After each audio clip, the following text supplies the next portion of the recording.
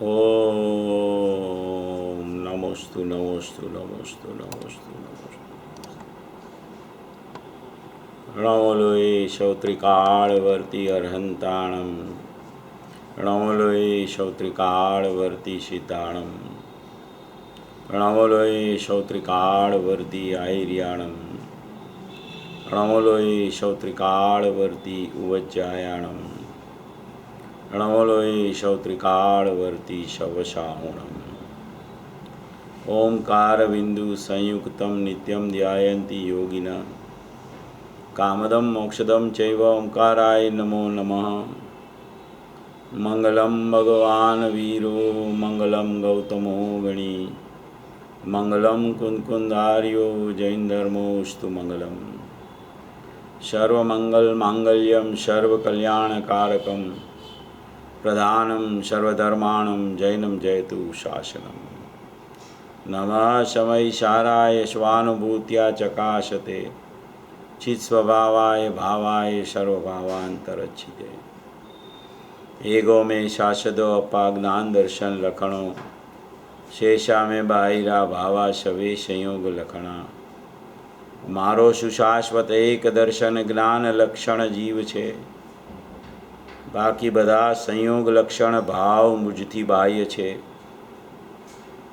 हूँ एक शुद्ध सदा रूपी ज्ञान दर्शन मई करे कई अन्य ते मारू जरी परमाणु मात्र नहीं अरे। जे जान तो रहंत ने गुण द्रव्य ने पर्याय पणे ते जीव जाने आत्म ने तशु मोह पामे लय खरे। नथी अप्रमत के प्रमत नथी जे एक ज्ञायक भाव छे ए रीत शुद्ध कथाय ने जे ज्ञात ते तो तेज छे। जेमने नेत्र तेमज ज्ञान नथी कारक नथी वेद करे जाने ज कर्मोदय निर्जरा बंध तेमज मोक्ष ने। ध्रुव चल ने अनुपम गति पामेल सर्वे सिद्ध ने वंदी कहूँ श्रुत केवड़ी कथित आ समय प्रावृत हो। तु स्थाप निज ने मोक्ष पंथे ध्या अनुभव तेहने तेमाज नित्य विहार कर नहीं विहर पर द्रव्यो विषय। ओम श्री नमः सिद्धेभ्य नमः सिद्धेभ्य नमः सिद्धेभ्य।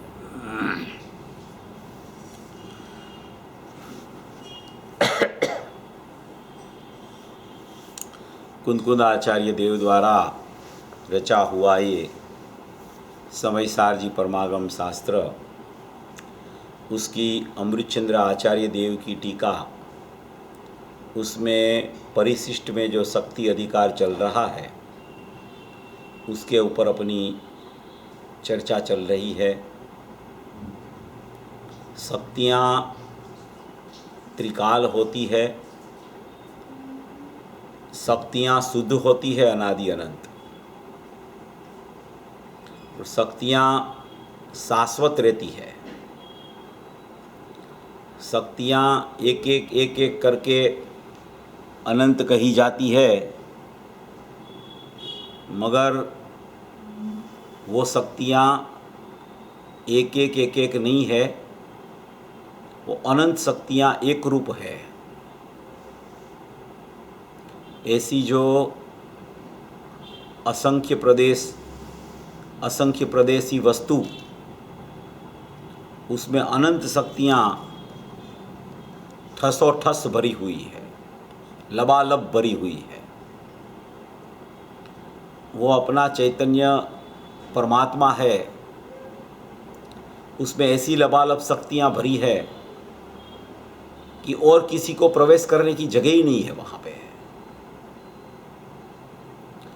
कोई प्रवेश ही नहीं कर सकता है। वहाँ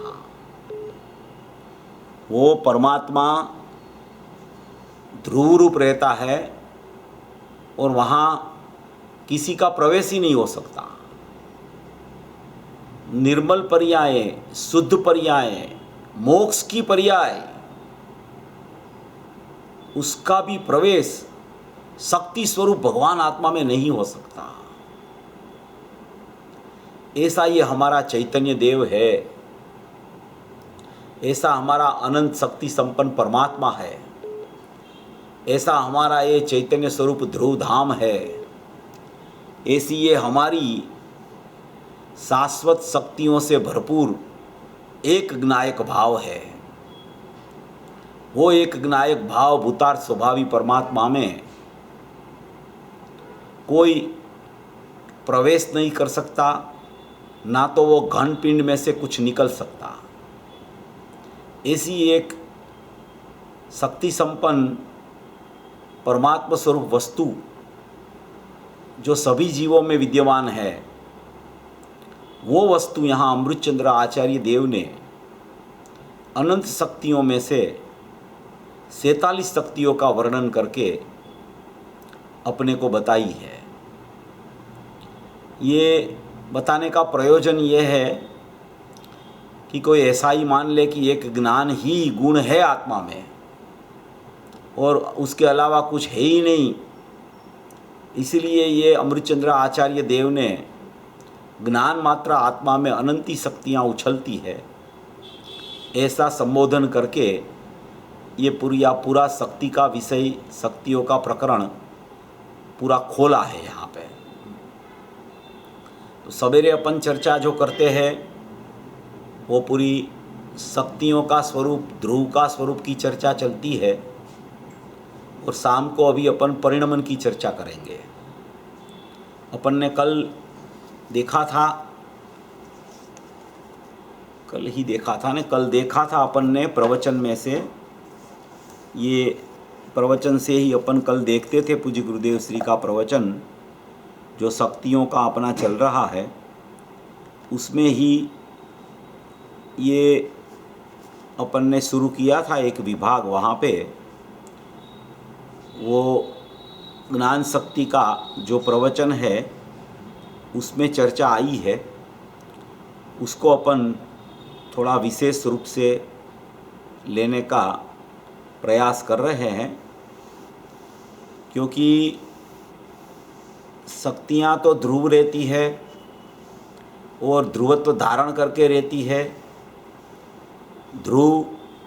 ध्रुवत्व और ध्रुवता ये शक्तियों का और उनका त्रिकाल स्वभाव का स्वरूप है। ध्रुव माने शक्ति स्वरूप भगवान आत्मा, ध्रुवत्व माने उसके गुण और ध्रुवता उसकी कारण पर्याय। या तो उसको ध्रुव कहो, या तो ध्रुवता को गुण कहो, या तो ध्रुवत्व को कारण सूत्र पर्याय कहो, सब एक ही है। तो ऐसी एक वस्तु मात्र अंदर में विद्यमान है। वो वस्तु तो अनादि से वैसी ने वैसी ध्रुव रूप टंकोत्कीर्ण विद्यमान है।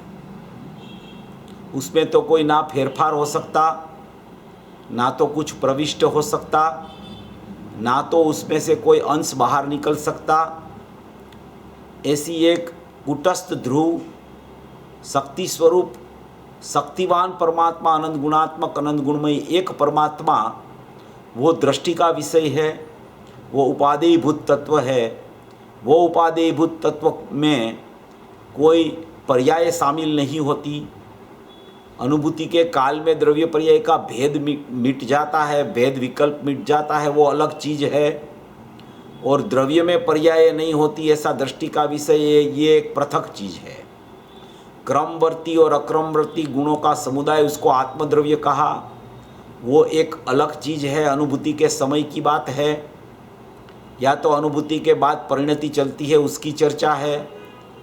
मगर अनुभूति जिसके आश्रय से होती है वो आश्रयभूत तत्व जो है, जिसको अपरिणामी कहते हैं, जिसको शक्तिवान कहते हैं, जिसको ध्रुव कहते हैं, जिसको टंकोत्कीर्ण अघटित घाट नाम का स्वयंभू परमात्मा कहते हैं। किसी ने उसको बनाया नहीं है, इसलिए वो अपने में अपने से स्वयंभू है।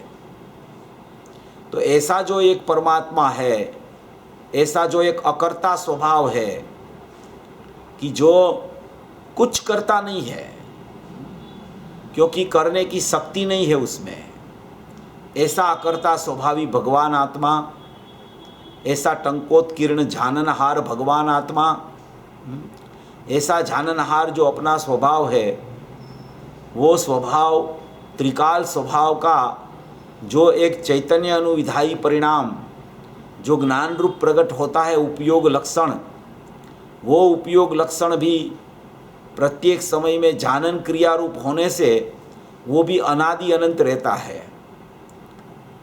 द्रव्य में अपरिणमन स्वभाव और उसको लक्ष्य बोला जाता है, परिणाम में परिणमनशील स्वभाव और उसको लक्षणा नाम का माने कि उपयोग का लक्षण बोला जाता है। तो ऐसा ये एक अपना एक स्वभाव है द्रव्य पर्याय स्वरूप। उसमें पूरी ये द्रव्य पर्याय की समझ में ही आश्रव और संवर का आधार खड़ा है, और कैसे आश्रव हो जाता है, कैसे संवर हो जाता है, संवर में कैसे आत्मा जानने में आ जाता है और आश्रव में कैसे परलक्ष्य हो जाता है, वो सब का आधार उपयोग और उपयोगवान में भरा पड़ा है। तो एक उपयोगवान की सत्ता त्रिकाल है, एक उपयोग की सत्ता क्षणिक होने पर भी वो ज्ञान क्रिया रूप है। वो ज्ञान क्रिया कभी ज्ञेय रूप नहीं होती। वो ज्ञान क्रिया में ज्ञान का मटेरियल होने से उसमें ज्ञान का ही स्वरूप माने ज्ञान का ही आकार रहता है। ज्ञेय सापेक्षता से उसको ज्ञेयाकार भी कहा जाता है, मगर वो ज्ञेयाकार ज्ञान कभी होता नहीं है, ज्ञान ज्ञानाकार ही रहता है। ऐसा अभी आदरणीय भाई श्री के प्रवचन में बहुत 2-3 दिन से ये चर्चाएं आती रहती है। तो ये अपना जो ये उपयोग स्वरूपी भगवान आत्मा और उसमें से प्रकट होता हुआ जो एक उपयोग लक्षण, जिसको चैतन्य अनुविधायी परिणाम कहो, जानन क्रिया कहो, ज्ञान की क्रिया कहो, ज्ञान का स्वरूप कहो, ज्ञान का मटेरियल कहो, ज्ञान का अंश कहो, अंशी का अंश कहो, स्वभाववान का स्वभाव कहो, परिणमन रूप जो भी कहो, मगर वो सब ज्ञायक भाव और ज्ञान का अंश, उसमें पूरा ज्ञान ज्ञान ज्ञान ज्ञान ज्ञान मात्र भरा पड़ा हुआ है। इसीलिए ही बाल गोपाल सबको ये ज्ञान का परिणमन में, जानन क्रिया में अनुभूति स्वरूप भगवान आत्मा, अनुभूति स्वरूप भगवान आत्मा बोला है। अनुभूति होती है पर्याय में, मगर ये अनुभूति स्वरूप भगवान आत्मा है। वो अनुभूति स्वरूप माने स्वयं विशद स्वसंवेद्यमान प्रकाश।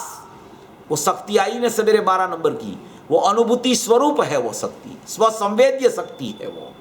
वो ऐसा अनुभूति स्वरूप भगवान आत्मा, ऐसा ज्ञानमयी परमात्मा, ऐसा चैतन्यमयी परमात्मा, ऐसा ध्रुव परमात्मा, वो प्रत्येक समय का ज्ञान का चैतन्य अनुविधायी परिणाम जो उपयोग लक्षण जानन क्रिया रूप अंश रूप स्वभाव है ज्ञान का, उसमें अनादि से जानने में सब जीव को आ रहा है। ऐसी एक सत्ता ज्ञायक और ज्ञान की अनादि अनंत विद्यमान है। उसकी चर्चा यहाँ पूज्य गुरुदेव श्री ने उठाई है।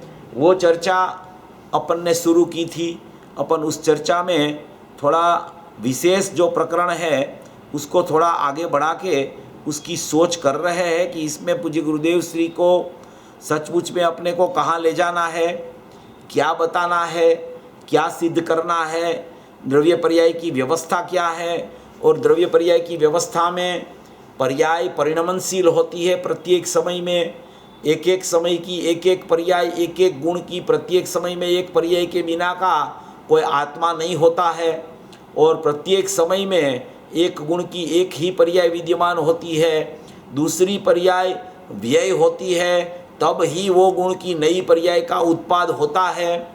फिर भी वो व्यय की पर्याय की अपेक्षा कोई उत्पाद की पर्याय की, एक ही गुण की दो पर्याय में जो पर्याय व्यय हुई है वो पर्याय व्यय होने से ही उत्पाद होता होने पर भी वो व्यय हुआ इसलिए उत्पाद होता है, ऐसी सापेक्षता वो पर्याय के सत स्वभाव को भी लागू नहीं पड़ती।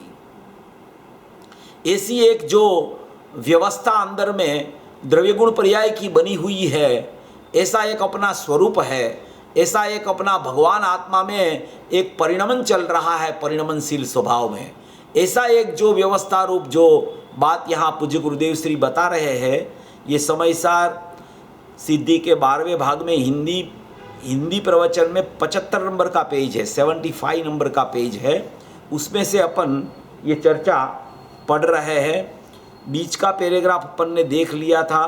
भगवान आत्मा एक सेकंड के असंख्यवें भाग में अनंत गुण संपन्न द्रव्य जो है उसको ज्ञान की शक्ति का परिणमन, शक्ति तो ध्रुव रूप है, ये एक सेकंड के असंख्यवें भाग में अनंत गुण संपन्न द्रव्य है। वो असंख्य प्रदेश क्या होता है, उसमें अनंत गुण क्या होता है, उसकी चर्चा अपन ने ली थी। और भी अपन ने ली थी, उससे सूक्ष्म चर्चा भी अभी अपन थोड़ी देर के बाद करने वाले हैं, असंख्य प्रदेश की और उसके अनंत गुण की। उससे भी सूक्ष्म चर्चा अभी यहाँ आएगी, थोड़ा उपयोग को बराबर रखना तो पता चलेगा। तो भगवान आत्मा एक सेकंड के असंख्यवें भाग में अनंत गुण संपन्न द्रव्य जो है उसको ज्ञान की शक्ति का परिणमन, शक्ति जो तो ध्रुव रूप है, ज्ञान की शक्ति का परिणमन, ये ज्ञान की शक्ति का परिणमन बोला जाता है। शक्ति व्यक्त नहीं होती, शक्ति की व्यक्ति है, उसका शक्ति का परिणमन है। शक्ति तो ध्रुव रूप है, परंतु ध्रुव स्वरूप का लक्ष्य करने से द्रव्य गुण में, ध्रुव स्वरूप का लक्ष्य करने से, लक्ष्य कौन करता है, लक्ष्य वर्तमान पर्याय करती है ध्रुव स्वरूप का। वो वर्तमान पर्याय कौन सी, तो कि ज्ञान की पर्याय। तो कि ज्ञान की पर्याय लक्ष्य कैसे करती है, तो कि ज्ञान की पर्याय में एक लक्ष्य को लक्ष्य करने का लक्षणा नाम का स्वभाव है, परिणमन नाम की एक अपने में अपने से खुद शक्ति है। वो परिणमन शक्ति से वो ज्ञान का परिणमन वो त्रिकाली द्रव्य का लक्ष्य करता है। परंतु ध्रुव स्वरूप का लक्ष्य करने से द्रव्य गुण में तो ज्ञान शक्ति व्यापक है, ज्ञान शक्ति द्रव्य गुण में तो व्यापक रूप रहती है, परंतु उसका लक्ष्य करने से पर्याय उसका लक्ष्य करती है, एक समय की वर्तमान दशा उसका लक्ष्य करती है। चैतन्य अनुविधायी परिणाम है, चैतन्य अनुविधायी परिणाम माने कि चैतन्य जो त्रिकाली द्रव्य है, अनुविधायी माने उसके अनुसरण करके परिणमने वाला जो ज्ञान का उपयोग है उसको चैतन्य अनुविधायी परिणाम बोला जाता है। वो चैतन्य अनुविधायी परिणाम वो पर्याय है, वो पर्याय द्रव्य का लक्ष्य करती है। वो द्रव्य का जब लक्ष्य करती है तब पर्याय में ज्ञान शक्ति व्यापक हो जाती है। अभी ज्ञान शक्ति पर्याय में व्यापक कैसे होती होगी, ज्ञान शक्ति तो ज्ञान में व्यापक रहती है, त्रिकाली द्रव्य में व्यापक रहती है। यहाँ कहते हैं कि ज्ञान शक्ति उस पर व्यापक हो जाती है। उसका मतलब अपन ने अर्थ किया था कि वो ज्ञान की पर्याय में ज्ञान शक्ति व्यापक हो जाती है, माने कि द्रव्य गुण और ज्ञान की पर्याय का भेद विकल्प वहाँ टूटता है और वहाँ एक रूप ज्ञान ही ज्ञान मात्र दिखने लगता है। उसको ऐसा कहा जाता है कि द्रव्य गुण की शक्ति जो थी वो ज्ञान की पर्याय में व्यापक हो गई। जहाँ वो चैतन्य अनुविधायी परिणाम ने लक्ष्य किया माने कि अनुभूति स्वरूप भगवान आत्मा जानने में आता था, ऐसा उसको माने कि ख्याल आ गया कि ऐसा ही है स्वरूप, उसका नाम लक्ष्य है। लक्ष्य करने कोई पर्याय नहीं जाती, वो तो जानने में आ ही रहा है, उसका स्वीकार में लक्ष्य बोला जाता है। वो लक्ष्य का नाम परिणमन है। वो परिणमन में द्रव्य गुण पर्याय का विकल्प टूटता है तो उसको ज्ञान शक्ति जो थी वो पर्याय में भी व्यापक हो गई, ऐसा कहने में आता है। शक्ति कहीं भी व्यापक नहीं होती, शक्ति अपने शक्तिवान में व्यापकता रखती है। वो शक्तिवान की व्यापकता एक समय के लिए भी छोड़े तो पर्याय में व्यापक होने के लिए जाए, मगर एक समय के लिए भी शक्तिवान की शक्ति व्यापकता तोड़ दे तो द्रव्य खंडित हो जाता है। और द्रव्य कभी खंडित नहीं होता, आश्रयभूत तत्व, एक रूप तत्व, अखंड तत्व, अनादि अनंत ध्रुव रूप रहता है। इसलिए वो शक्तियाँ अपने शक्तिवान को कभी छोड़ती नहीं, वो छोड़ती नहीं, इसलिए दूसरी जगह व्यापक हो सकती नहीं। अगर वो छूटे अपने त्रिकाली द्रव्य से शक्तियाँ तो वो दूसरे में व्यापक होवे, मगर वो व्यापक कहीं नहीं होती, मगर ज्ञान की पर्याय उसका लक्ष्य करती है। तो ज्ञान की पर्याय में ज्ञायक भाव लक्ष्य में आ गया तो ऐसा कहा जाता है कि शक्ति भी, द्रव्य गुण की शक्ति भी पर्याय में व्यापक हो गई। क्यों ऐसा कहा, क्योंकि पर्याय में उस समय उसको सम्यक प्रकार से त्रिकाली द्रव्य का जानना माने कि वेदन हो गया, इसलिए वो शक्तियाँ थी, वो शक्तियों का परिणमन पर्याय में आया, ऐसा कहने में आता है। शक्तियाँ में रहती है, परिणमन में रहता है। परिणमन और अपरिणामी का भेद विकल्प टूटा तो पूरा द्रव्य आत्मद्रव्य, क्रमवर्ती पर्याय और अक्रमवर्ती गुणों का पिंड वो परिणामी बन जाता है। पूरा क्या बन जाता है? परिणामी बन जाता है। वहां ना तो अपरिणामी है ना तो परिणाम है, वह तो परिणामी है। परिणामी अभेद रहता है। वो परिणामी में अपरिणामी बसता है, परिणाम में अपरिणामी नहीं होता। जब तक परिणाम का भेद है कि परिणाम में अपरिणामी है, तब तक वो परिणाम पर द्रव्य है। और वो परिणाम जब ये द्रव्य हूं ऐसा परिणम जाता है कि मेरे को अनुभूति स्वरूप भगवान आत्मा जानने में आ रहा है, ऐसा परिणमन हो जाता है सम्यक प्रकार से, तब वो पर्याय द्रव्य के साथ अभेद होके परिणामी बनती है। जब तक वो परिणामी नहीं बनती तब तक अनुभूति नहीं है। जब तक वो परिणाम रहता है तब तक अनुभूति नहीं है। जब तक परिणाम और अपरिणामी रहता है तब तक अनुभूति नहीं है। वो परिणाम द्रव्य की सन्मुख होके परिणामी बन जाता है तो वो परिणामी में अपरिणामी रहता है।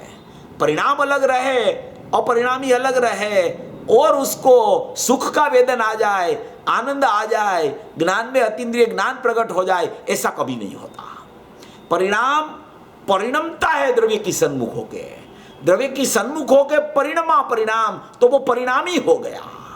वो परिणामी में अपरिणामी रहता है, परिणाम में अपरिणामी नहीं रहता, क्योंकि परिणाम का भेद है, उसको पर द्रव्य कहा जाता है। परिणाम अभेद हुआ, उसको परिणामी कहा जाता है। वो परिणामी में कोई पर द्रव्य नहीं है। परिणामी भी आत्मा है, अपरिणामी भी आत्मा है, वहां परिणाम है ही नहीं। वहां परिणाम का भेद जब दिखता है, वो परिणाम का भेद को पर द्रव्य कहा जाता है। सातों तत्वों का समूह पर द्रव्य है, वो परिणाम का भेद की चर्चा है। वो परिणाम का भेद जब तक रहे तब तक वो पर द्रव्य है। परिणाम वो परिणामी हो जाए, अपरिणामी के साथ अभेद होके, तब वो परिणामी में अपरिणामी है, तब वहां कोई पर द्रव्य नहीं है। तब वहां परिणाम परिणामी हो गया, अपरिणामी तो अपरिणामी है ही, तो पूरा आत्मा है वहां। वो पूरा आत्मा को यहाँ क्रमवर्ती पर्याय और अक्रमवर्ती गुणों का पिंड, उसको यहाँ परिणामी को आत्मा कहा गया है। अपरिणामी तो आत्मा है ही, परिणाम तो परद्रव्य है ही। अभी परिणाम को स्वद्रव्य बनना है तो परिणाम त्रिकाली द्रव्य की तरफ मुड़ जाए और उसके साथ अनन्य होकर परिणमन कर ले, तो वो परिणाम का नाम परिणाम नहीं रहा, परिणाम का नाम परिणामी हो गया। परिणामी माने परिणमा हुआ द्रव्य की सन्मुख होके, द्रव्य के साथ अभेद होके परिणमा, तो वो परिणामी हो गया। वो परिणामी में अपरिणामी बसता है। परिणामी भी आत्मा, अपरिणामी भी आत्मा, और परिणामी में अपरिणामी रहता है। उसका नाम आत्मा को आत्मा उपादेय है। आत्मा को आत्मा उपादेय है, ऐसा बोला 38वीं गाथा नियम सार में। सातों तत्वों का समूह पर द्रव्य, पहले ये बोला, फिर कहा आत्मा को आत्मा उपादेय। तो भैया सात तत्वों का समूह को पर द्रव्य कह रहे हो, पुनपाप आश्रवबंध संवर निद्रा मोक्ष सबको पर द्रव्य कह रहे हो, और फिर कहते हो कि आत्मा को आत्मा उपादेय है। परिणाम को बहिर्तत्व कहते हो, और फिर कहते हो कि उपादेय अपनो अपा, आत्मा को आत्मा उपादेय है। परिणाम बहिर्तच्चम, पूरा परिणाम बहिर्तत्व है। परिणाम का भेद बहिर्तत्व है। परिणाम आत्मा बनके, माने कि परिणामी बनके अपरिणामी को आश्रयभूत करता है वो परिणाम, तब वो परिणामी बन जाता है। वो परिणामी आत्मा को अपरिणामी आत्मा उपाधि है, उसका नाम आत्मा को आत्मा उपाधि है। वहां कोई परिणाम नहीं है। अभी वो परिणाम तो भेद था, तब परिणाम था। परिणाम अभेद हो गया तो परिणामी हो गया। वो परिणामी में अपरिणामी रहता है। उसका नाम आत्मा को आत्मा उपाधि है। उसका नाम यहाँ कहा कि क्रमवर्ती पर्याय और अक्रमवर्ती गुण का समुदाय, वो पूरा आत्मद्रव्य है। उसको वहां कोई परिणाम नहीं है ही नहीं। परिणाम वहां परिणामी तत्व है और अपरिणामी तत्व है, वो दोनों आत्मा है।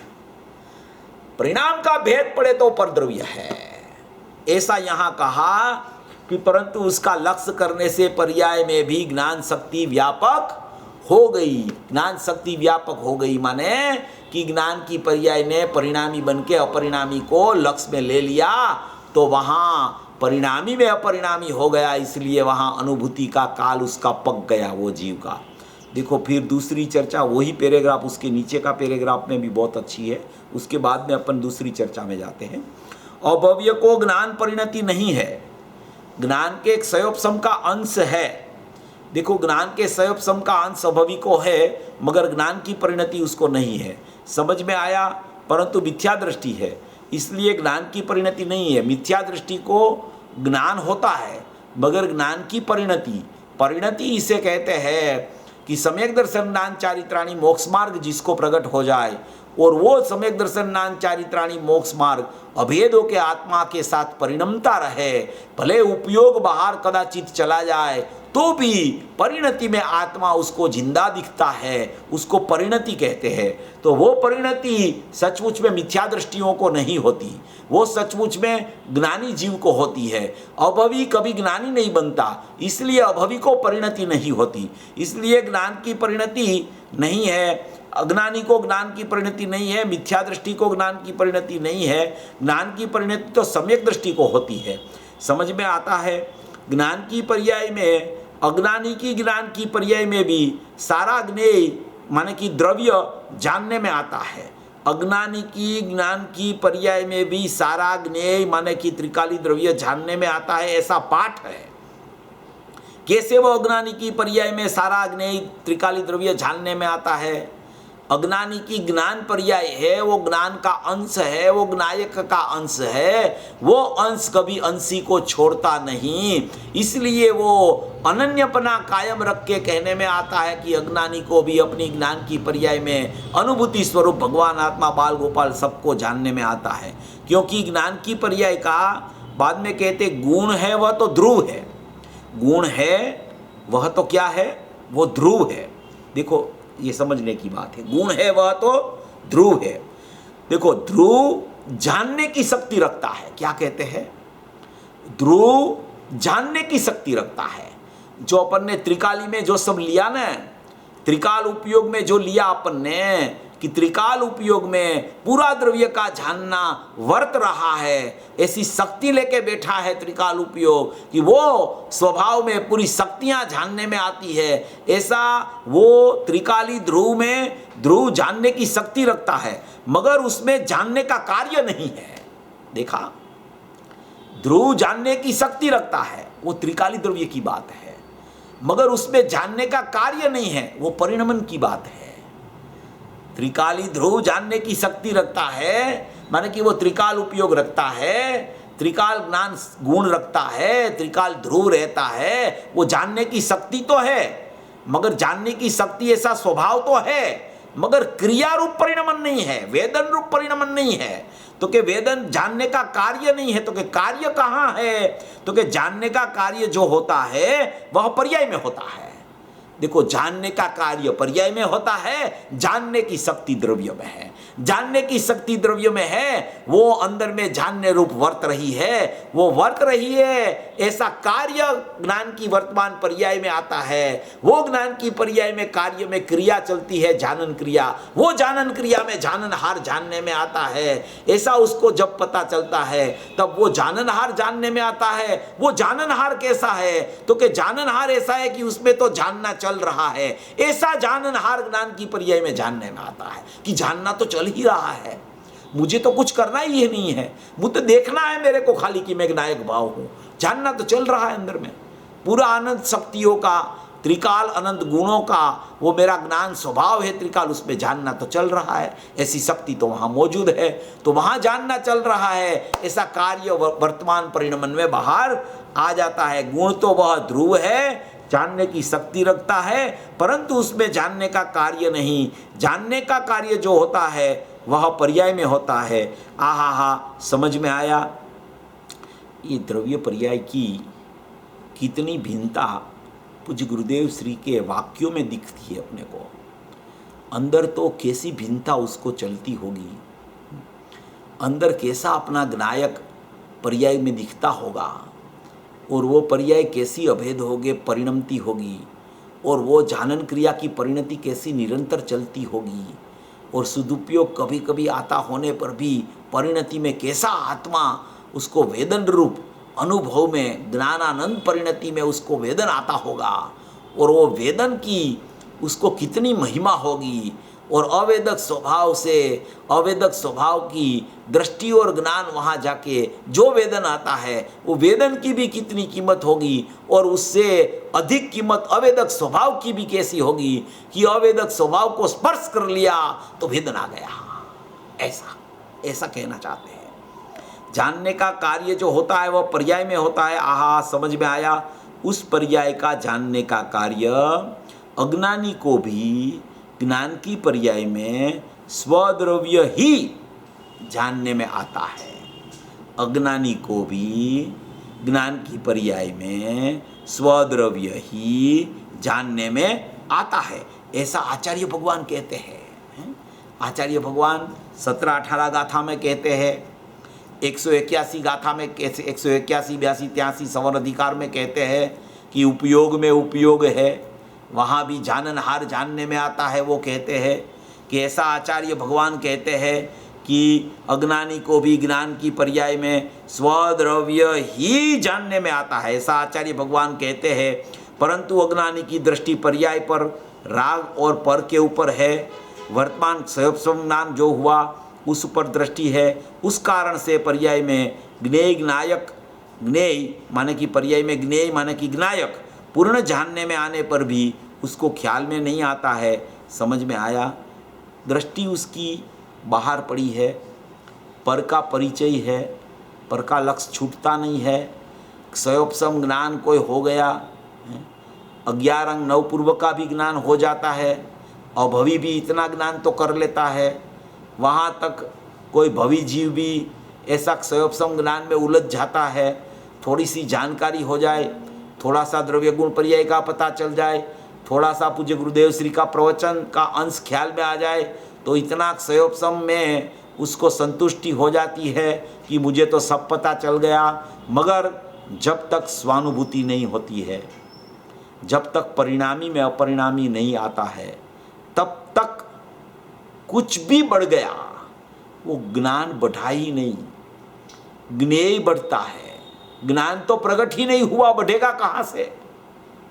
ज्ञान प्रकट होवे तो बढ़े ने, तो वृद्धि होवे ने, तो ज्ञेय बढ़ रहा है। पर लक्ष्य वाला क्षयोपशम ज्ञान तो ज्ञेय में जाता है। उसको आचार्य भगवान ने ज्ञेय में डाला है, पर लक्ष्य वाला क्षयोपशम ज्ञान को ज्ञान में नहीं रखा है। वो ज्ञेय है, वो इंद्रिय ज्ञान ज्ञेय है, इंद्रिय ज्ञान मूर्तिक है, इंद्रिय ज्ञान पौद्गलिक है। ऐसे ऐसे आचार्यों ने शब्द यूज किए हैं। तो वो क्षयोपशम ज्ञान, बहिर्लक्षी ज्ञान, पराधीन ज्ञान, परलक्षी ज्ञान, विभाव ज्ञान, मिथ्या ज्ञान, पर सापेक्ष वाला ज्ञान, वो सब मिथ्या ज्ञान है। क्षयोपशम ज्ञान में कोई आत्मा जानने में बाह्य क्षयोपशम में आता नहीं है। ऐसा यहाँ कहते हैं कि वर्तमान क्षयोपशम ज्ञान के ऊपर उसकी दृष्टि माने उसकी नज़र माने कि उसकी श्रद्धा उसको हो गई है कि मुझे इतना ज्ञान हो गया, मुझे इतना मेरा ज्ञान बढ़ने लगा। मुझे तो शास्त्र के बहुत से बोल याद है, शक्तियाँ तो मैं 47 कड़कड़ाहट बोल जाता हूँ, हैं? इस पे इतनी क्या शक्ति की बड़ी बड़ी बात करते हो आप, हैं? मेरे को तो मुंह में है वो 46 शक्तियाँ, और भी 54 शक्तियाँ मैंने मुखपाठ कर ली है पूज्य गुरुदेव श्री की, मगर अंदर स्वपरिणति नहीं है। तो परिणति के बिना कुछ काम का नहीं है। जब तक परिणति नहीं बनती तब तक, 1-2 दिन से बोल रहा हूं मैं कि जब तक परिणति नहीं बनती तब तक वो मिथ्या दृष्टि अभवी जैसा ही है, ऐसा ही है वो, क्योंकि परिणति नहीं बनी। ऐसा यहाँ कहा। यहाँ ध्रुव की और पर्याय की भिन्नता पूज्य गुरुदेव श्री ने बहुत अच्छी तरह से बताई। ध्रुव जानने की शक्ति रखता है और परिणमन में कार्य होता है। अभी इसके नीचे का पैराग्राफ वो अपन ले रहे थे। साकार उपयोगमयी, उपयोगमयी हो ऐसी भाषा ली है। साकार उपयोगमयी माने कि उपयोगमयी माने त्रिकाल उपयोगमयी, ऐसी भाषा ली है। उपयोग स्वरूप ऐसा भेद भी नहीं, अंदर में कोई भेद नहीं होता उपयोग का, गुणों का कि द्रव्य का, इसलिए उपयोगमयी लिया है। उपयोग स्वरूप ऐसा भेद भी नहीं। साकार उपयोगमयी अभेद लेना है। साकार उपयोगमयी अभेद लेना है माने वो त्रिकालता है उसमें, उसकी वो अंदर में त्रिकालता रूप से उपयोग त्रिकाल रहता है। वो त्रिकाल उपयोग में जानना वर्त रहा है, ऐसा साकार उपयोगमयी अभेद लेना है। आहा हा, भगवान आत्मा वस्तु है, उसमें एक साकार उपयोगमयी शक्ति अभेद है। देखो ये साकार उपयोगमयी त्रिकाल ज्ञान है, वो अभेद रहता है अंदर में, उसका भेद नहीं होता। शक्ति और शक्तिवान कोई भिन्न भिन्न नहीं है। शक्ति और शक्तिवान नियम से अभिन्न रहते हैं, अभेद रहते हैं, त्रिकाल रहते हैं, शाश्वत रहते हैं। शक्ति का भेद करके शक्ति का वर्णन किया जाता है, शक्ति समझाई जाती है।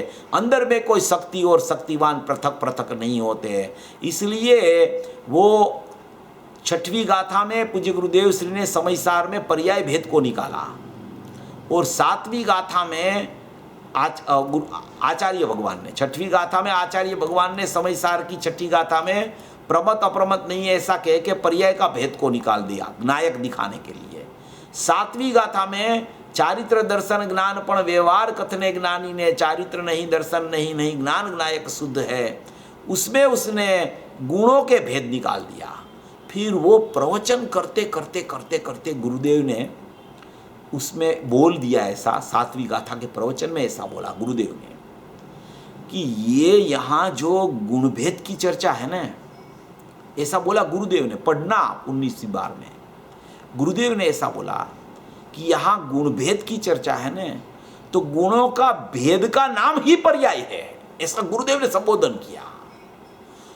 गुरुदेव ने बोला कि गुण तो अभेद ही रहते हैं, वो भेद करना वो पर्याय हो गया। गुणों का भेद नहीं होता, गुण तो अभेद रहते हैं, भेद करना वो पर्याय हो गई, ऐसा ऐसा है। तो यहाँ कहते हैं कि शक्ति और शक्तिवान कोई भिन्न भिन्न नहीं है, उसके प्रदेश भिन्न नहीं है।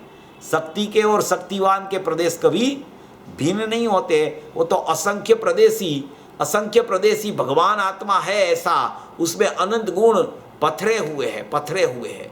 एक एक प्रदेश में अनंत गुण है, एक प्रदेश में एक गुण नहीं, और सर्व प्रदेश में माने कि ऐसे व्यापक वाले ये प्रदेश है और ये अनंत गुण व्यापक रहते हैं, ऐसे व्यापक रहते हैं। ये प्रदेश जो है ना, प्रदेश ऐसे है तो यहाँ व्यापक है, यहाँ व्यापक है, यहाँ व्यापक है, यहाँ व्यापक है, यहाँ व्यापक है, हैं?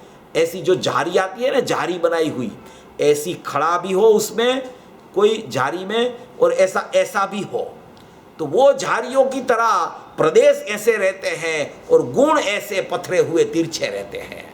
तो प्रत्येक प्रदेश में अनंत गुण रहते हैं। ऐसा प्रदेश है यहाँ अनंत गुण, यहाँ अनंत गुण, यहाँ अनंत गुण, यहाँ अनंत गुण, यहाँ अनंत गुण, यहाँ अनंत गुण, यहाँ अनंत गुण, ये अनंत गुण पथरे हुए रहते हैं।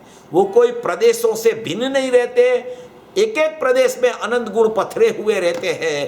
कोई प्रदेश अनंत गुणों का माने कि विस्तार से खाली नहीं है, ऐसा असंख्य प्रदेशी एक भगवान आत्मा है। इसलिए उसके प्रदेश, शक्तियों के और शक्तिवान के प्रदेश, गुणों के प्रदेश कभी भिन्न नहीं होते। क्योंकि गुण के प्रदेश और द्रव्य के प्रदेश क्यों भिन्न नहीं होते? क्योंकि वो दोनों की सत्ता एक रूप है, दोनों की सत्ता अभेद है, दोनों की सत्ता त्रिकाल है, इसलिए उसके प्रदेश भी सचमुच में भिन्न नहीं होते। शक्ति और द्रव्य जो शक्तिवान, दोनों के प्रदेश भिन्न नहीं। शक्ति और द्रव्य जो शक्तिवान, उसके दोनों के प्रदेश भिन्न नहीं होते। उसकी ज्ञान की पर्याय में उसका जो उपयोग होता है, देखो अभी ज्ञान की पर्याय की चर्चा आ रही है, उसकी ज्ञान की पर्याय में उसका जो उपयोग होता है, ये ज्ञान की पर्याय का उपयोग, वहाँ साकार उपयोग बताया, वो त्रिकाल उपयोग, ये ज्ञान की पर्याय का उपयोग। दो प्रकार के उपयोग शास्त्र में कहे गए हैं। गुरुदेव ने बहुत सी बार ये दो प्रकार के उपयोग की चर्चा की है। मैंने पहले भी बोला था, 105 नंबर का पूज्य बेंसरी का वचनामृत का बोल है, 37 नंबर का वो प्रवचन है वचनामृत का, उसमें पूज्य बेंसरी ने बोला कि नायक को कोई पर्याय वेश नहीं है और नायक को कोई पर्याय की अपेक्षा नहीं है। उसमें नायक को कोई पर्याय वेश नहीं है, उसमें वो यहाँ ये बात ली पूज्य गुरुदेव श्री ने, लक्षण की चर्चा उसमें उठाई। उसमें एक स्वपर प्रकाशक त्रिकाल लक्षण बताया ज्ञान का, और एक स्वपर प्रकाशक ज्ञान का वर्तमान लक्षण बताया। वो दो लक्षण बता के पूज्य गुरुदेव श्री ने अनुभूति स्वरूप भगवान आत्मा और अनुभूति पर्याय में कहाँ होती है उसकी चर्चा वो प्रवचन में बहुत अच्छी तरह से ली है। वो सुन लेना, किसी को गहराई में जाना हो ना भाई, गहराई में जाके પૂજ્ય ગુરુદેવ શ્રી બોલતે હૈ, સેજે સમુદ્ર ઉલસ્યો તેમાં રતન તણાયા જાય, ભાગ્યવાન કર વાવરે તેની મુઠ્ઠિયું મોતીએ ભરાય। અને જે भाग्यवान नहीं होते हैं उसकी मुट्ठी हाथ में संखला आते हैं, और जो भाग्यवान होते हैं गहराई में जाते हैं, सूक्ष्मता को पकड़ने के लिए पुरुषार्थी बनते हैं, अपना अभेद स्वभाव अंदर में कैसा है उसको जानने के लिए पुरुषार्थी बन जाते हैं। उसको उसकी मुट्ठी माने कि उसका ये जो है ना मुट्ठी, वो उसमें मोती भरने में आ जाता है। मोती वो अंदर से मोती ले लेते हैं, माने कि अंदर त्रिकाली द्रव्य में पर्याय जाती है तो रत्न लेके बाहर आती है। ये तो रत्नाकर रत्नावली से भरा पड़ा परमात्मा आनंद शक्तियों का पिंड है, उसमें इतनी रत्नावलियां भरी है, इतने रत्नाकर पिंड है ये कि रत्नों ही भरे पड़े हुए हैं। जो पर्याय अंदर जाती है वो रत्नों को खींच के बाहर आ जाती है। तो ऐसा ये सूक्ष्मता वाला प्रकरण जिसको समझने का विचार चलता हो उसको प्रवचन सुन लेना। तो इसमें जो शक्तिवान दोनों के प्रदेश भिन्न नहीं, उसकी ज्ञान की पर्याय में उसका जो उपयोग होता है, यह ज्ञान की पर्याय स्वद्रव्य को पूर्ण जानती है। देखो, ज्ञान की पर्याय भी स्वद्रव्य को पूर्ण जानती है, उसका साकार उपयोग में भी पूर्ण द्रव्य को जानता है। तो भाई उसमें दोनों में फर्क क्या है? तो कि ज्ञान की पर्याय पूर्ण द्रव्य को जानती है, वो ज्ञान की पर्याय की वर्तमान स्थिति बता रहे हैं, और ज्ञान की पर्याय के अलावा त्रिकाल उपयोग अपना स्वद्रव्य को निरंतर साकार उपयोग जान रहा है। वो अपनी त्रिकाल सत्ता का स्वभाव में वर्तना बता रहे हैं, और ज्ञान की पर्याय में अनुभूति स्वरूप भगवान आत्मा जानने में आ ही रहा है सबको। ये बताने के लिए ये कहते हैं कि उसकी ज्ञान की पर्याय में उसका जो उपयोग होता है, ज्ञान की पर्याय में उसका जो उपयोग होता है, ज्ञान की पर्याय में उसका जो उपयोग होता है, देखो ये थोड़ा समझने लायक बात है। ज्ञान की पर्याय भी बोलते हैं, और ज्ञान की पर्याय में जो उसका उपयोग होता है, उपयोग है वो स्वभाव का अंश है, उपयोग है वो पर्यार्थिक नहीं का पारिणामिक भाव है, उपयोग है उसमें मात्र ज्ञान रहता है, और ज्ञान की पर्याय बनती है, वो पर्याय स्वयं ज्ञान रूप हो जाती है, और उपयोग रहता है वो पर्यार्थिक नहीं का पारिणामिक भाव रहता है। देखो यहाँ ये समझने लायक बात है। ये शब्द में भी गुरुदेव के शब्द में क्या क्या बातें आ जाती है, उसकी ज्ञान की पर्याय में उसका जो उपयोग होता है, यह ज्ञान की पर्याय स्वद्रव्य को पूर्ण को जानती है। माने कि जो ज्ञान की पर्याय है उसमें जो उपयोग है वो उपयोग स्वद्रव्य को पूर्ण जानता है। उसका मतलब ही कि वो ज्ञान का उपयोग में जो पर्याय में एक स्वयं ज्ञान हुआ, उसमें भी बाल गोपाल सबको अनुभूति स्वरूप भगवान आत्मा जानने में आता है, वो उपयोग में आता है। ऐसा यहाँ पूज्य गुरुदेव श्री सिद्ध करते हैं। कहीं जगह पे गुरुदेव ने 2-4 जगह पे ऐसा मिला है कि अनुभूति स्वरूप भगवान आत्मा जानने में आता है।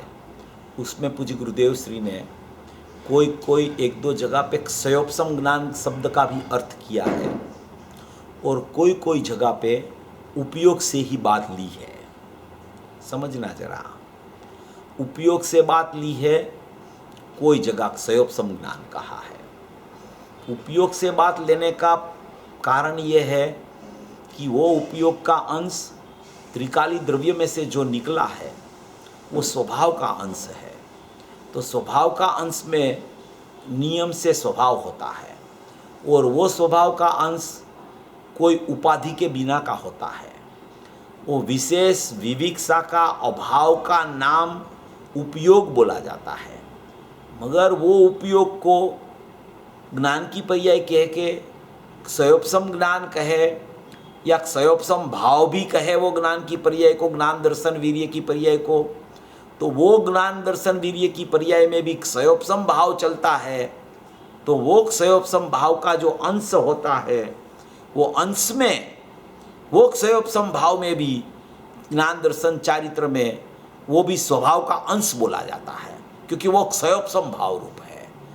मगर क्षयोपशम भाव में तो पर्याय का परिणमन लागू पड़ता है और ज्ञान उपयोग में स्वभाव का अंश की चर्चा कही जाती है। ये है दोनों एक समय में, एक साथ में, मगर उपयोग वो निकलता हुआ उपयोग है अंदर से, और ये निकलता हुआ उपयोग आया, वो उपयोग ऐसे परिणमित हुआ तो वो क्षयोपशम हो गया। ये उपयोग आया अंदर से, वो परिणमित हुआ तो क्षयोपशम हो गया। जैसे बहुत दृष्टांत दिया है पहले भी कि वो पहाड़ में से जो झरना निकलता है, झरना, पहाड़ में से जो झरना निकला, तो वो झरना का प्रवाह जो पहाड़ में से निकला ऊपर से, तो अभी नीचे तक गिरा नहीं है, अभी झरना पहाड़ के ऊपर से ऐसे आया है। तो वो जो झरना है, वो जो झरना का भाव है, ऐसे ही ज्ञायक में से ज्ञान निकला है। वो ज्ञायक में से ज्ञान निकलने वाला ज्ञान है, वो उपयोग कहा जाता है। और वो उपयोग परिणमन रूप हो जाए तो उसको क्षयोपशम ज्ञान कहने में आता है। ये बहुत अद्भुत प्रकरण है, अद्भुताद अद्भुतम है। ऐसे ये उपयोग को और पर्याय को अपन पृथक भी कर सकते हैं, मगर वो समय भेद नहीं है वहाँ पे।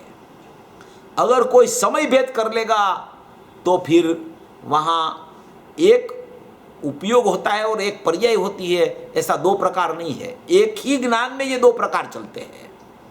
एक ही ज्ञान में उपयोग क्या है तो के स्वभाव का अंश है, एक ही ज्ञान में वो पर्याय का परिणमन क्या है तो के क्षयोपशम ज्ञान हो गया वो। ऐसा यहाँ बता रहे हैं। ये मैं इसको वजन करके और बार बार कहने का कारण है कि आगे वो बात आएगी तो आपका ज्ञान में बराबर पता होगा ना, तो ये इसका निराकरण वहाँ मिलेगा, नहीं तो नहीं मिलेगा निराकरण। देखो, उसकी ज्ञान की पर्याय में उसका जो उपयोग है, उसका जो उपयोग होता है, यह ज्ञान की पर्याय स्वद्रव्य को जानती है। ज्ञान की पर्याय क्या करती है? वो स्वद्रव्य को जानती है। फिर भी इस पर्याय में वह द्रव्य आता नहीं, इस पर्याय में वह द्रव्य फिर भी नहीं आता। वो पर्याय में द्रव्य नहीं आता, द्रव्य उसको जानती है मगर पर्याय में द्रव्य नहीं आता। परंतु जानने की ताकत आ गई, जानने की ताकत पर्याय में आ गई। वो जानने की ताकत कहाँ से आई? तो कि द्रव्य में से आई, सीधी बात है, उसमें कौन सी बड़ी बात है? तो बिल्कुल नहीं आई द्रव्य में से।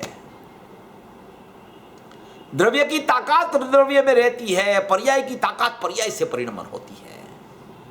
अपन ने लिया था ना कि पर्याय में पर्याय की शक्ति होती है, द्रव्य में द्रव्य की शक्ति होती है। द्रव्य की शक्ति ना पर्याय की शक्ति को कुछ देती है, ना पर्याय की शक्ति द्रव्य की शक्ति से कुछ लेती है। पर्याय में ताकत आई, पर्याय की शक्ति से पर्याय की ताकत आई है। पर्याय अपने से स्वयं शुद्ध अपने से स्वयं होती है, तब वो बोला जाता है कि त्रिकाली द्रव्य का लक्ष्य है उसको पर्याय। परंतु जानने की ताकत आ गई, फिर भी इस पर्याय में द्रव्य आता नहीं, मगर जानने की ताकत आ गई। द्रव्य नहीं आता पर्याय में, मगर जैसा द्रव्य है ऐसा द्रव्य है, ऐसी जानने की ताकत पर्याय में पर्याय से आई है, द्रव्य से नहीं आई है। अगर द्रव्य से पर्याय में ताकत आती हो तो द्रव्य तो अनादि का पड़ा है, क्यों पर्याय में ताकत नहीं आई? पर्याय की अपनी खुद की अपने पर्याय में शक्तियां होती है। पर्याय की ऐसा आया ना, 174-75 कलश है, उसमें आया है अंतर्गर्भित पर्याय रूप परिणमन शक्ति आई है। अंतर्गर्भित पर्याय रूप परिणमन शक्ति, अंतर्गर्भित पर्याय रूप परिणमन शक्ति आई है।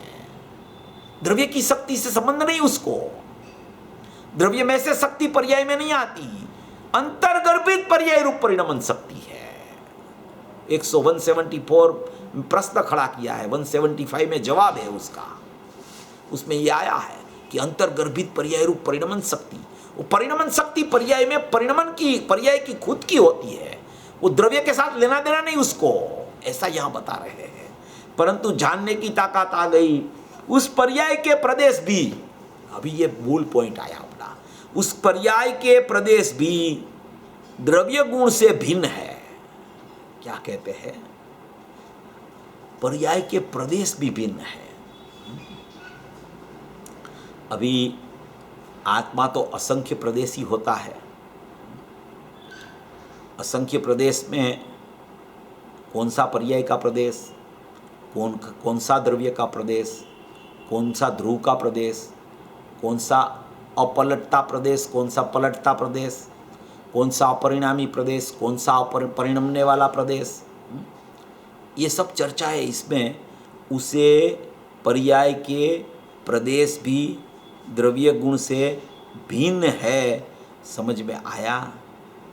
ऊपर बताया न कि फिर भी इस पर्याय में वह द्रव्य आता नहीं, परंतु जानने की ताकत पर्याय में आ गई, इसलिए उस ज्ञान की पर्याय में जो उपयोग होता है, ज्ञान की पर्याय स्वद्रव्य को पूर्ण जानती है, फिर भी इस पर्याय में द्रव्य आता नहीं, परंतु जानने की ताकत आ गई, उस पर्याय के प्रदेश भी द्रव्य गुण से भिन्न है। समझ में आया। अभी ये पर्याय के प्रदेश क्या होते हैं और द्रव्य के प्रदेश क्या होते हैं, ये मूल पॉइंट है। ये द्रव्य पर्याय की समझ का ये मूल पॉइंट है। ये पर्याय के प्रदेश और द्रव्य के प्रदेश समझना जरा। एक तो पूरा त्रिकाली द्रव्य है, वो पूरा त्रिकाली द्रव्य असंख्य प्रदेशी परमात्मा है, वो असंख्य प्रदेश है, असंख्य प्रदेश है और एक एक प्रदेश में उसके अनंत गुण पथरे हुए रहते हैं, विस्तार से रहते हैं, इसलिए कोई भी प्रदेश गुणों से खाली नहीं होता। और जहाँ गुण होते हैं वहाँ ही उधर ही गुणों का परिणमन होता है, गुणों की पर्याय होती है, समझना। जहाँ असंख्य प्रदेश है वहीं पे अनंत गुण है, जहाँ अनंत गुण है वहाँ ही अनंत गुण की अनंत पर्याय होती है। ये एक बात है। अभी दूसरी बात, असंख्य प्रदेशी जो बोला जाता है वो एक ज्ञानमय परमात्मा है, अनंत शक्ति संपन्न परमात्मा है, अनंत शक्तियों का पिंड परमात्मा है। एक वो त्रिकाली द्रव्य की सत्ता है, दूसरा उसका एक उपयोग लक्षण प्रकट होता है जो पर्यार्थिक नहीं का पारिणामिक भाव। ये द्रव्यार्थिक नहीं का परम पारिणामिक भाव वो त्रिकाली द्रव्य है, पर्यार्थिक नहीं का पारिणामिक भाव वो वर्तमान उपयोग लक्षण है, वो ज्ञेय का लक्षण है उपयोग, और त्रिकाली द्रव्य ध्येय का लक्षण है वो परम पारिणामिक भाव। ध्येय का लक्षण परम पारिणामिक भाव वो त्रिकाल, ज्ञेय का लक्षण उपयोग वो वर्तमान। ये दो बात। तीसरी बात, वो उपयोग का परिणमन में ज्ञान का परिणमन जो होता है उसमें या तो क्षयोपशम ज्ञान होता है या तो क्षयिक ज्ञान होता है। मगर अभी कोई भी जीव है उसको वहाँ ज्ञान में क्षयोपशम भाव वर्त रहा है, क्योंकि क्षयिक तो अभी है भी नहीं, और क्षयोपशम भाव जो वर्त रहा है वो गुणस्थान की अपेक्षा से देखे तो 12वें गुणस्थान तक क्षयोपशम रहता है, उसके बाद में क्षयिक भाव हो जाता है। तो एक क्षयोपशम ज्ञान होता है, एक क्षयिक ज्ञान होता है। क्षयोपशम ज्ञान अभी ये ज्ञान का उपयोग का परिणमन में क्षयोपशम ज्ञान वर्तता है। एक त्रिकाली ज्ञायक भाव ध्येय परम परिणामिक भाव लक्षण, एक उपयोग लक्षण पर्याय का ज्ञेय का लक्षण उपयोग पर्यार्थिक नहीं का पारिणामिक भाव। तीसरा एक क्षयोपशम ज्ञान का परिणमन, एक बात तीसरी। चौथा,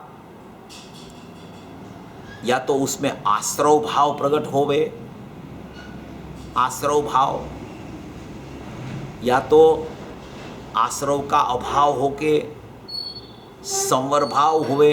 आश्रव का अभाव माने आश्रव का निरोध होके, आश्रव का अटकना, उसका नाम संवर।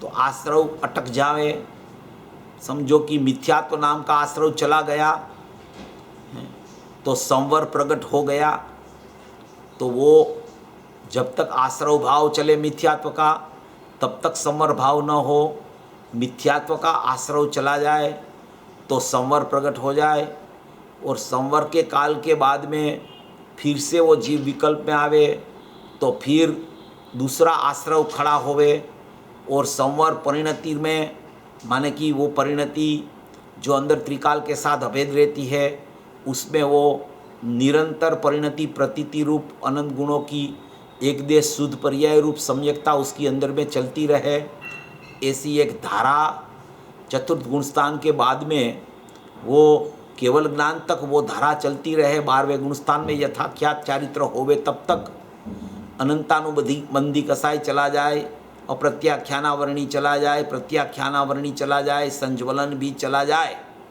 तब यथाख्यात चारित्र की प्रगटता में वहाँ राग का पूर्ण अभाव होने से यथाख्यात चारित्र हो जाए, वो वहाँ तक वो जो भाव चले वो सयोपसम भाव कहा जाता है।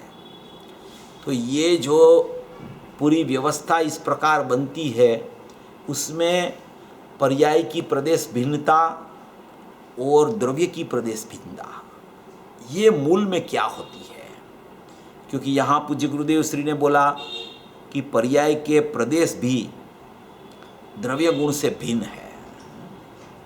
अभी प्रदेश तो असंख्य प्रदेश होते हैं आत्मा के, अभी उसमें पर्याय के प्रदेश को अलग करना और द्रव्य के प्रदेश को अलग करना, और वो प्रदेश अलग होवे तो पर्याय तो फिर शुद्ध भी होती है, तो शुद्ध पर्याय के प्रदेश भी क्या द्रव्य से अलग रहते हैं, तो फिर कोई जीव को अनुभूति भी नहीं होती है।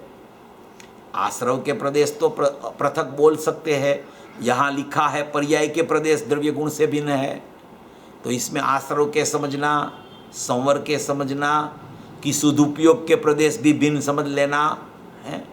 ये देखो ये बहुत ये समझने लायक प्रकरण है पूरा। ये ऐसे न ऐसे पर्याय का प्रदेश भिन्न है, द्रव्य का प्रदेश भिन्न है, बात हो गई खत्म, ऐसे नहीं होता है। बहुत डेप्थ है इसमें, बहुत गहराई है, बहुत सूक्ष्मता से विचार करना पड़ता है।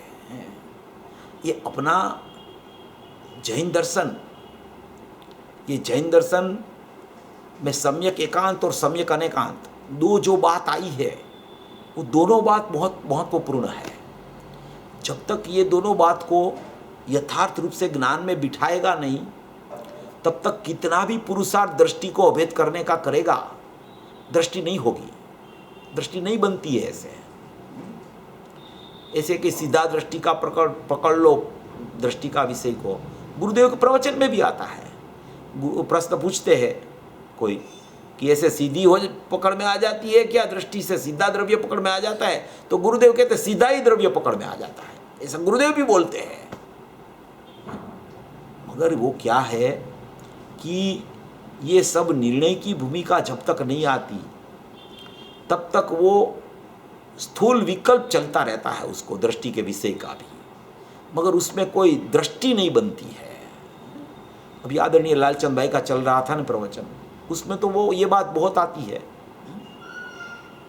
कि दृष्टि के विषय में जब कढ़ेला दूध हो न, कढ़ेला दूध माने कि एकदम गर्मा गर्म दूध हो गया हो,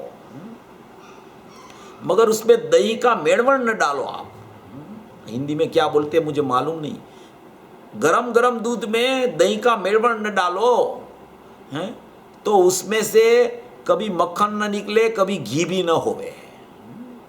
तो ये मक्खन निकालना है अंदर से द्रव्य में से।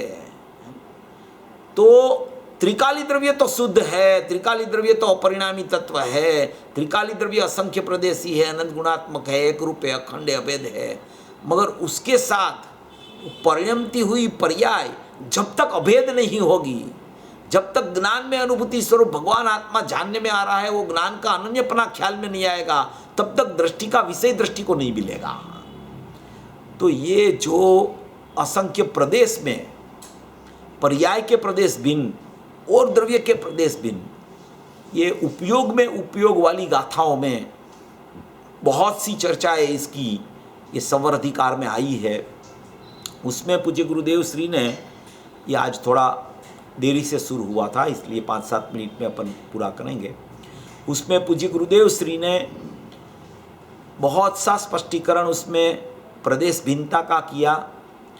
उसमें प्रदेश भिन्नता के साथ साथ में आश्रव के प्रदेश कैसे भिन्न है, संवर के प्रदेश कैसे अभिन्न हो जाते हैं, उपयोग से उपयोगवान कैसे अनन्य रहता है, सयोपसम ज्ञान का रोल क्या होता है, और वो संवर जो प्रकट होता है वो संवर के प्रदेश भी त्रिकाली द्रव्य से कैसे भिन्न कहे जाते हैं। जैसे चिदविलास नाम का ग्रंथ है दीपचंद जी का, उसमें चिदविलास में दीपचंद जी ने लिखा कि गुणों के बिना ही पर्याय का परिणमन है, ऐसा दीपचंद जी ने लिखा है। क्या लिखा? गुणों के बिना ही पर्याय का परिणमन है। तो क्या गुण के बिना कोई परिणमन थोड़ी होता है? उसको ये बताना है कि गुण के कारण कोई परिणमन नहीं होता पर्याय में। गुण के कारण अगर परिणमन पर्याय में होवे तो गुण जैसा ही प्रति समय में होना चाहिए, तो कोई अज्ञानी नहीं होवे कभी। इसलिए परिणाम का परिणमन, पर्याय का परिणमन स्वतंत्र सत्य है, उसको गुणों की सापेक्षता नहीं है। वो अपेक्षा से गुण और पर्याय के प्रदेश भिन्न है, ऐसी प्रदेश भिन्नता बताई उसने। नियम सार की 40वीं गाथा में ये प्रदेश भिन्नता की बात आई। शुद्ध अंत तत्व के प्रदेश भिन्न है और अशुद्ध अंत तत्व के प्रदेश भिन्न है। वहां भी प्रदेश भिन्नता की चर्चा नियम सार में आई है, शुद्ध अंत तत्व और अशुद्ध अंत तत्व, ऐसा शब्द डाला आचार्य ने, मुनिराज ने, पद्म ब्रह्मचारी देव ने। और वहां कहा कि शुद्ध अंत तत्व के प्रदेश पृथक है और अशुद्ध अंत तत्व के प्रदेश पृथक है। शुद्ध अंत तत्व माने ज्ञायक भाव, अशुद्ध अंत तत्व माने पर्याय, उसके प्रदेश भिन्न है, ऐसा बोला वहां पे। वहां आश्रव की चर्चा उठाई। फिर ऐसा एक न्याय आया कि आश्रव जहां है, अभी आश्रव के प्रदेश आपने भिन्न मान लिए कि वो तो विभाव है, विकार है, परलक्षी भाव है, आकुलता का कारण है, राग की उत्पत्ति का कारण है, वो परलक्ष है, उससे बंध होता है, उससे निराकुलता अनाकुलता सुख प्रकट नहीं होता है, इसलिए उसके प्रदेश तो त्रिकाली द्रव्य जैसे नहीं है, इसलिए वो प्रदेश तो अपन भिन्न करें, क्योंकि वो राग के प्रदेश तो वैसे भी वितरागता में समाविष्ट नहीं होते। मगर जो प्रदेश में राग चलता है, जो प्रदेश में राग चलता है, प्रदेश तो असंख्य है, समझना, प्रदेश नहीं निकल सकते कभी भी। वो प्रदेश में जो राग है, वो प्रदेश में राग है, इसलिए वो राग के प्रदेश को भिन्न कहा है। प्रदेश भिन्न नहीं है, राग की भिन्नता बताने के लिए जितने प्रदेश में पर्याय के प्रदेश है उसमें राग है, तो वो राग उसमें है, वो प्रदेश में, पर्याय के प्रदेश में, इसलिए वो पर्याय को ही भिन्न कह दिया, पर्याय के प्रदेश को भिन्न कह दिया। क्यों? वहां राग चलता है प्रदेश में, इसलिए वो प्रदेश को ही भिन्न कह दिया कि जो प्रदेश में राग चलता है वो प्रदेश ही पर्याय के है, इसलिए वो पर्याय के प्रदेश भिन्न है, ऐसा कह दिया। अभी प्रदेश नहीं निकल सकते, समझना, कभी राग निकल जाता है, प्रदेश रह जाता है। अभी समझ लो राग चला गया, आश्रव चला गया, आश्रव निकल गया। अभी जहां आश्रव था, जो प्रदेश में आश्रव था, वो प्रदेश से आश्रव निकला, तो वही प्रदेश में क्या हुआ? तो क्या वही प्रदेश में संवर हुआ, समझना जरा।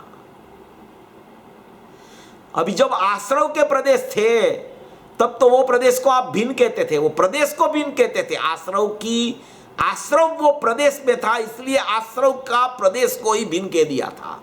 अभी आश्रव निकल गया वो प्रदेश में से, अभी वहां संवर आ गया, तो वो संवर के प्रदेश भी क्या भिन्न हो गए? तो गुरुदेव ने ऐसा कहा कि वो संवर के प्रदेश तो अभिन्न हो गए आत्मा से, वो प्रदेश भिन्न नहीं है। वो राग की अपेक्षा से वो प्रदेश को भिन्न कहा, संवर की अपेक्षा से वो अभिन्न कह दिया।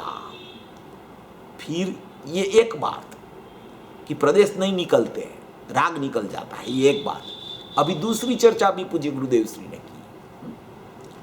ये एक ही चर्चा से काम खत्म नहीं होता है।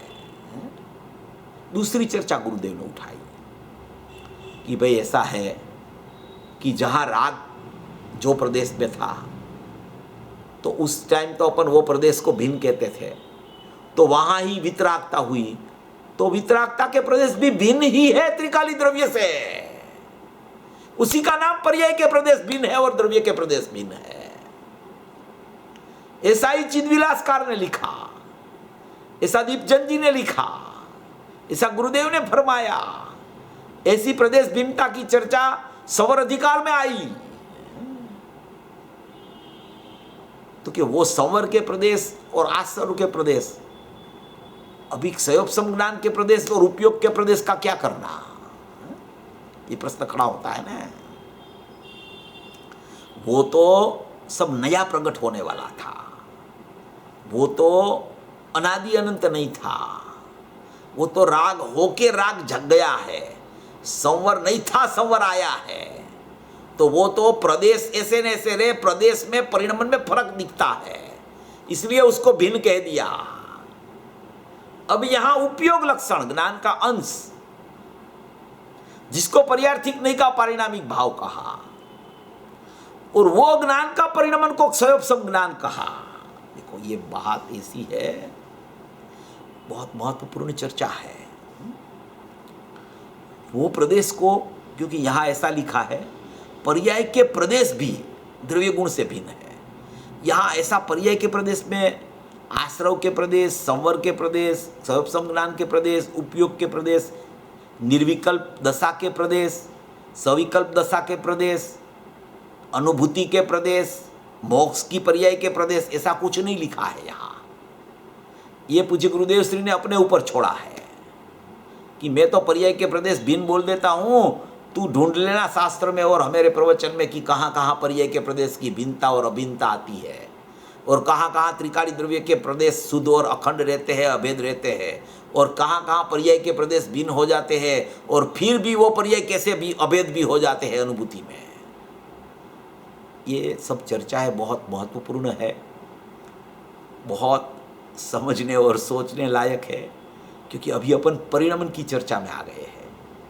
बहुत सी चर्चा आएगी परिणमन में, अभी 2 दिन है अपने पास, है? साथ साथ में सब चर्चा चलेगी, द्रव्य की भी चलेगी, पर्याय की भी चलेगी, क्योंकि ये क्रमवर्ती पर्याय और अक्रमवर्ती गुणों का समुदाय को आत्मा कहा है, तो दोनों समझना पड़ेगा। खाली एक समझ ले और एक रह जाए तो अनुभूति नहीं होती है। त्रिकाली द्रव्य में अनुभूति नहीं है, मगर त्रिकाली द्रव्य के लक्ष्य से अनुभूति है, तो त्रिकाली द्रव्य भी चाहिए अपने को और लक्ष्य करने वाली पर्याय भी चाहिए, तब अनुभूति का प्रकरण और मोक्ष मार्ग का और मोक्ष का प्रकरण शुरू होता है। ऐसा ये बहुत सा गहन विषय है, थोड़ा बहुत लोगों को पता भी होता है, बहुत लोगों को सूक्ष्मता नहीं भी लगती है, पता हो उसको ऐसा ये तो मालूम है, मगर मालूम है ना, वो परिणमन होना चाहिए अंदर। मैं तो ये बोलता हूँ पहले, जितना भी मालूम है अच्छी बात है, मालूम है तो, मगर परिणमन नहीं है जब तब तक अपरिणामी हाथ में नहीं है उसके। तो ये यहाँ द्रव्य पर्याय के, उसके पर्याय के प्रदेश भी द्रव्य गुण से भिन्न है।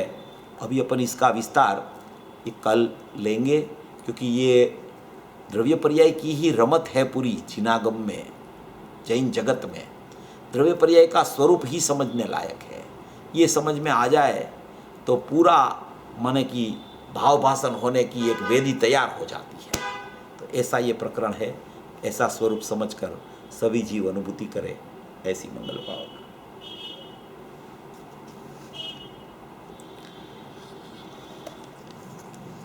किसी को प्रश्न हो तो 5-7 मिनट में पूछ सकते हैं, 5-7-10 मिनट में।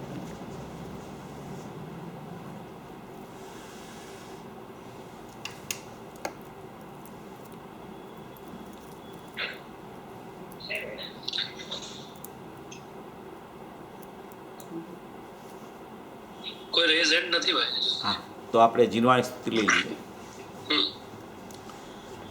અહો ઉપકાર જીનવરનો કુંદનો ધ્વનિ દિવ્ય રાજનો જીન કુંદ ધ્વનિ આપ્યા અહો આ ગુરુ કહાનનો જીન કુંદ ધ્વનિ આપ્યા અહો આ ગુરુ રાજનો જાવાણી કે જ્ઞાન સે સુજેલો કાલો સોવાણી મસ્તક નમો સદા દ્વેતો 9 વાર નમસ્કાર મંત્ર.